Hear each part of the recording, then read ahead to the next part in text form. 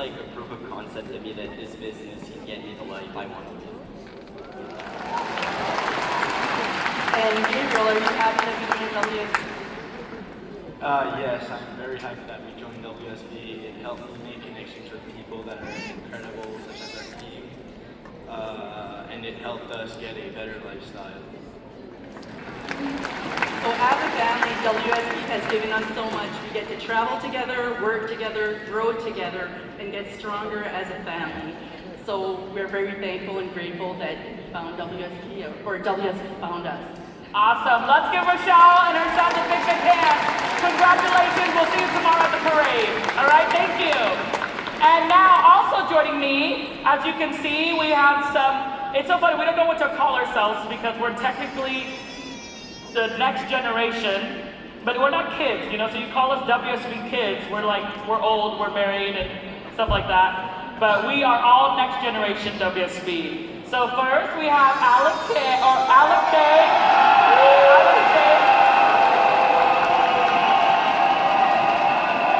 Alright, we get it, okay. You love him. Then we have Shanti Ponce, okay. Nathan Salvador and Simon Wu.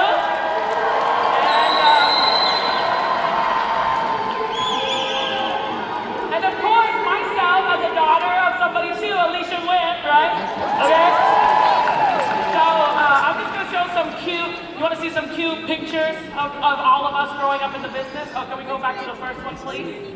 Okay? The first one I think we have is Nathan Salvador with him and Victor's arms. You know, and then from the left, the progression all the way to the right side. Now Nathan is a dad himself of 2 kids, and he's duplicating the picture over there on the right side. That's Nathan. You're so cute, Nathan. Oops. Okay. Oh, okay, here we go. We have Simon. Look at Simon. This is one of our pictures at convention a couple of years ago, but look at before. Simon's getting on stage in his taekwondo costume over there. All right. And look at Coach in the yeah, nice one, Dad. Okay. And then we got Shanti Ponce here, the daughter of Shawnee and Tony Ponce from Austin, Texas. Okay. So, just really quick, what age were you when your parents joined? Simon? I wasn't born yet. Okay. 1997 I was born, Dad started in 1993. So I was born into the system. Me too. Nathan? I was 1, so you know, I was a baby that they brought around to the office every single Wednesday night, Saturday morning. So basically, the 3 of us have no idea of life before WSB. Yes. Okay, what about Shanti? My parents joined when I was 11 years old. 11. Okay, what about you, Alex? I was 10 when they joined. You were 10? Yes. Okay. How old are you right now? He's a millennial. He's still a millennial. How long you all been in business now? 4 years for me. Officially 8, but you know, everyone is coded on their 18th birthday. All WSB kids. You guys do that? Yeah. You all force your kids to join at 18? We had a midnight party for my 18th birthday. My WFG Okay, can I clarify? Not all kids. My dad did not do that to me. Okay? All right. For me, 5 years. 5 years? And Alex? 20 years now. 20 years. Just letting you all know, Alex is our chaperone on stage today. Okay? I used to be one of the young people. I don't know what happened. Yeah, We're talking. I'm right behind you. I can't make fun of you that much. I'm 15 years in the business now, right? Anybody, who wants to be the first one to share what was your experience growing up in the business? Anybody have any, you think you have a normal childhood? Anybody have funny childhood you want to share? Well, one of my things that I always remember growing up, my mom would always say like, don't open the door, don't talk to strangers. And then next thing you know, we're at McDonald's and she's like, hey, you should come over to our house. I can feed you the dinner. So that's a normal childhood. If your mom is the prospector and you're always with your mom, that's how it's always gonna be. For me, actually, I was one of those spoiled kids. My parents became pretty successful early, so pretty much through all my teams and even up to high school, they qualified for every Hawaii trip. And it was to the point where I said, Mom and Dad, Hawaii again. Yeah. Because I was tired of going so many times because of the business with them. So to me, I felt a little spoiled at that time. Shanti, do you remember what life was like before your parents joined? Oh my goodness, definitely. Because they joined, I guess, later as compared to the guys on my right, I definitely saw them progress from going to corporate to business, and it's a drastic change, but definitely I would have not traded it for the world, and I saw a lot of sacrifice with them, and you know, once we went to that first super trip in Paris, those sacrifices were worth it. What a political answer. What do you want, Shanti? What are you going to ask for after this panel?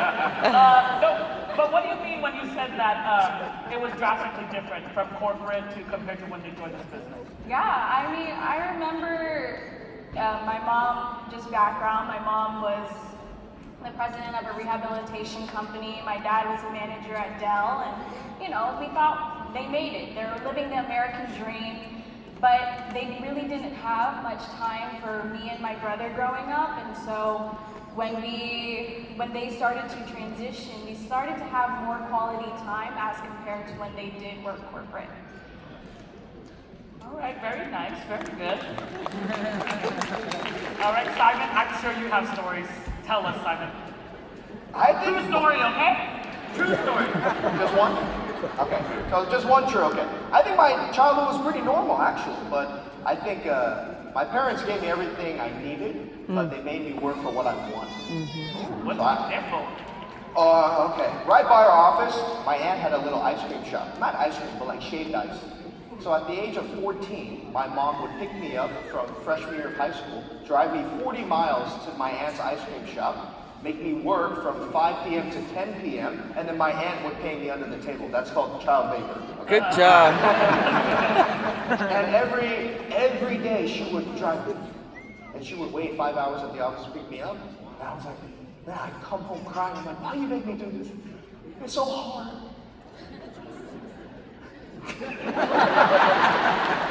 I was like, dealing with people so hard. Everyone wants different ice cream, and then I mess it up, and then I give them free ice cream, and then my aunt takes it from my paycheck. But I think it was a very good teaching lesson about real value of money, and that no matter what it is you do, you got to work hard for it. But I think I had an amazing childhood, but I'm really glad that no matter what, my parents really stuck to their values. And Wu family, we work hard. That's all I know.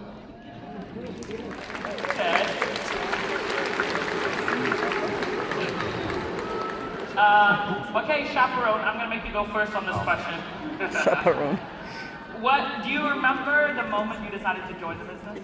I did. It was going to my senior year at college, and that's when everyone's kind of figuring out whether it's grad school or anything like that. And my parents stopped monitoring my grades in college, so my grades got pretty bad. So graduate school was not going to be a thing for me. I was thinking, what would I do? I didn't really want to work. I wanted a free life like my parents provided us. And at that time, I said, you know what? Instead of following some corporate ladder or doing what my friends are doing, my mom and dad are immigrants. English is their fourth language. They don't have a college degree. And this business gave them a chance to succeed. I should give myself a chance in this business. So at 21 years old, I said, you know what, Mom, Dad, I want to get your licenses and see if I can do what you do. So you've actually not worked anywhere else? I folded clothes for 1 month at Macy's. It was terrible. I only lasted 1 month too, so not good. Has anybody else on the stage had another job before joining? Oh, Shanti, what did you do before? Oh gosh. I actually, this has been a secret for a very long time, so guess what? You guys get to know now. I actually worked during COVID and helped Texas Workforce Commission file for COVID unemployment benefits. Oh. Whoa. Nathan, did you have a job before? So my the McDonald's sister that my dad always talks about, my parents shipped me there for like two years, like 2 summers, and I would work like 60-hour weeks because we flew there, me and whoever I was with each time, my cousins or my sister. We would fly to Texas to work at my aunt's McDonald's, and we flew flew there to work, so we would work 60-hour weeks. The family is so brutal. If there was someone that called off, we would stay longer. That's how it worked. Now I'm spoiled. Thanks, Mom and Dad. I only worked at the Student Career Center at college, which is a couple hours a week. That's true. Yeah. Nice to see. What did you do before Simon? Besides my aunt's ice cream shop, Carl's Jr. when I was 16. Oh. It was my first legitimate and most delicious job. I worked at a batting cage. I was a waiter in college, and then after college, I did worked for a hedge fund for a few years. I was managing investment accounts, and then I did 1 year private equity before I came over. Wow, you worked a lot of jobs actually. Yeah. So for some reason, I thought, I grew up in this business. I went to all the super trips. And I graduated school, and I said, you know what? I'm gonna get a job. You wanted to do the hard way. Yeah. I wanted to learn the real world experience. But I think it really did help me to see both sides too, because now you really see you appreciate what you have. When I have to report 6 a.m. every morning because stock market opens 6:30 back in LA, right? And then you have to answer to the same boss every day.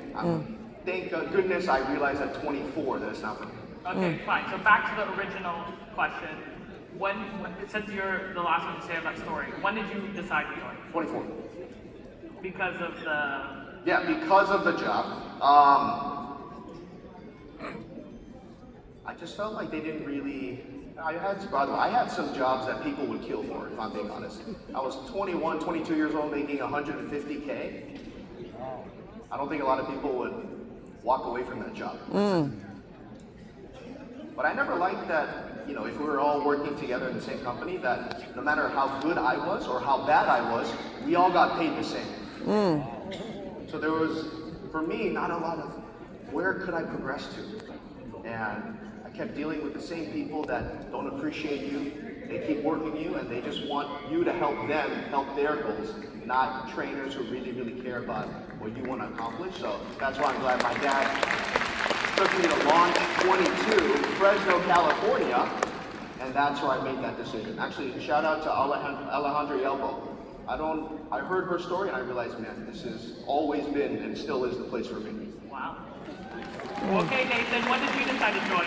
So I was a senior in high school. He was in college. I was a senior in high school, 18 years old, freshly coded on my birthday, and then, things happen, and then we're going to go to the convention that year, but then my dad, I was trying to decide what I want to do for college, and then my dad prints out a commission statement, because back then we don't have on the phone and everything on demand. So he prints out the commission statement, and it says, he slides it over across the table, and he says, look at the, he slides it like this. That is so Victor. He slides it across the table, he says, look at this. And it said 50, 50, 50, 50, 50, 50, 50, 50, or so, from January till December. And I was like, holy, 50,000. And he's like, this is our business. This is what we work so hard for. This is why we get to go to Hawaii every year. And then I said, in my head, I was just thinking, well, half of that could be mine. So I was like, well, half of it could be mine. Because I don't know how the business works and things like that, but half of that inheritance. That business. 25,000 a month. Woo. That's a lot of money back then. It's still a lot of money today. Today, that's still a lot of money. And of course, it's only gone up since then. So that's pretty much why I decided to go to college for finance. Okay. What about you, Shanti? Oh my gosh. Any sliding across the table for you? Well, okay, I don't know how I got recruited. You don't know? Because I remember I was being a good WFG kid. I took the test on my birthday, made sure I passed, because if I went home and I didn't pass, who knows what would have happened. Thankfully I did pass, and I said, okay, I'm ready to sign. And they're like, here you go, sign. They're like, okay. And I was like, what was that? We'll tell you later. And then I guess 2 weeks later, I was expecting a fast start because I've seen the process. I never got that. So when I asked, hey, am I a recruit yet? They go, yeah, we took care of that already. Don't worry about it. But when I actually joined, Similar story as Simon, like when you do realize, oh, this is the real world, we do need to have financial education, was because of COVID. I mean, filing COVID unemployment benefits, I had a lot of calls with people who were very successful in their respective jobs, and they were begging for benefits, begging for something, saying, I'm gonna lose my house, I don't have an emergency fund. And I remember I'd come out of these calls crying because I just felt privilege behind the scenes of this is something I've learned since I was 16. And so during the time of COVID and the pandemic, when there was a lot of uncertainty, I saw with my parents, with their team, with WSB in general, they had certainty in a time that was uncertain. Okay. Serious question now. No more jokes. Was there any time that you actually doubted or thought about quitting? I said seriousness, Simon. Well, if you now gotta go first, you gotta explain yourself. Yes, absolutely yes. Okay, this is a true story, okay. My first month, you're so excited. But you know, you have your chicken list. For me, it was my 7 best friends. That was my chicken list. So I didn't talk to them until like my 3rd, 4th month. And I was making a little bit of money back then, maybe like $2,000-3,000. I was like, hey, you know, you should come check out what I do, right? 7 of them all joined on the same day. Wow. 2 days later, 8 of them quit. So, you know, you recruit 4, 5 died? No. You recruit 7, 8 died. But then I remember Dad was in the coffee. I remember he was in the break room, just drinking morning coffee, and I go up to him, I say, Dad, they all quit? You know, I'm not the polished gentleman you see before you. Imagine me at 24, right? I'm like, Dad, this sucks. Like, all my best friends quit, and he just sits back like he usually does, and he gives a laugh, and he goes, welcome to the business. What do you want me to do? Go out there and meet more people. I was like, thanks. But all seriously, but he did, you know, he cracked his jokes and he said, Simon, you're gonna have some really, really good days. You're gonna have some really, really bad days. And just as you enjoy the big paychecks and a lot of recruits, you gotta enjoy these low moments too, because when you can enjoy both sides, then you really can build this long term. So enjoy this part too. And that was the first time, yeah. Main time. You go. No, there wasn't really a time when I felt like I was going to quit or anything like that, because what I did that was intelligent at the time was during college, I took Series 6, Series 63, Series 65. Every summer I would take one. In college? Yeah. And then, of course, I didn't pass each one the first try, so you have to wait a month, right? And then by the time I failed, I was going to fail it the second time. If you fail again, you have to take it 6 months later or whatever. I made sure I passed. So I did all that prep work during the summers, and I did the business part-time during the summers, and then during college I would go home every weekend, right? I dormed at the school, but I would go home and go to the meetings every Saturday. So that's what kept my heart beating. That's why meeting mentality is so important, right? Because if you don't go to a meeting even every Saturday and you're in college, you're going to quit the business. So, you know, it's just meeting mentality really kept me alive for the last, 13 years, but 8 years after college, that's when I started, right? So yeah, no, I never really had any doubts about the business because sliding the paper 50K, that was the vision. The vision was set. I didn't get that, man. 50%, worst case, my parents love working, they work so hard. I have to do this, I have to continue it for them.